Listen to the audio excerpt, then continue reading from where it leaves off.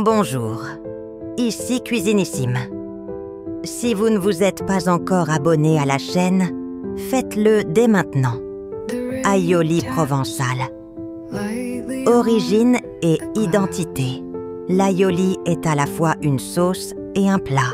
Ce mot provient de l'occitan alch, ail, et oli, huile, soulignant la simplicité et la force de cette spécialité méditerranéenne. Servi le vendredi dans les maisons provençales, surtout en période de carême. L'aioli garni est un plat sacré en Provence. Il incarne la lumière, le soleil, la mer et les saveurs brutes. Traditionnellement, il accompagne une morue pochée, des œufs durs, des légumes vapeur et parfois des escargots.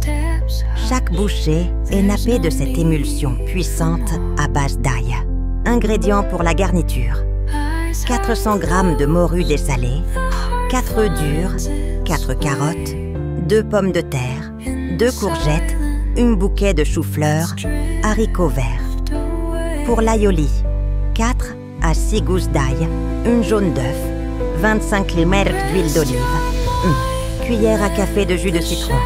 Sel préparation: 1. Faites dessaler la morue 24 heures à l'avance. Changez l'eau plusieurs fois. 2. Cuisez tous les légumes à la vapeur pour préserver leur goût et leur texture. 3. Faites pocher la morue 10 minutes dans de l'eau frémissante. 4. Pour la sauce, pilez l'ail au mortier avec une pincée de sel. 5. Ajoutez le jaune d'œuf et incorporez l'huile d'olive en filet tout en fouettant. 6. Terminez par le jus de citron.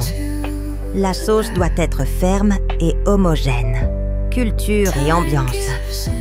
On sert souvent l'aioli lors de fêtes de village, de repas d'été et de réunions familiales du dimanche. Le plat appelle la lenteur, la conversation, le partage. On le déguste en plein air, à l'ombre des platanes, avec un verre de rosé bien frais. Variante. Certains ajoutent des escargots, des bulots ou des langoustines. La sauce peut aussi être préparée sans œufs, selon la méthode ancienne. À Marseille, on aime y ajouter un peu de pommes de terre pour stabiliser la sauce. Conseil du chef: servez la sauce bien fraîche, mais jamais glacée. Choisissez une huile d'olive douce pour éviter l'amertume. Ne mixez pas, le pilon donne une texture et une saveur inégalées. Accord, un rosé de Provence ou un blanc de cassis accompagne idéalement ce plat. Si vous avez aimé cette vidéo, partagez-la, aimez-la et abonnez-vous à la chaîne Cuisinissime.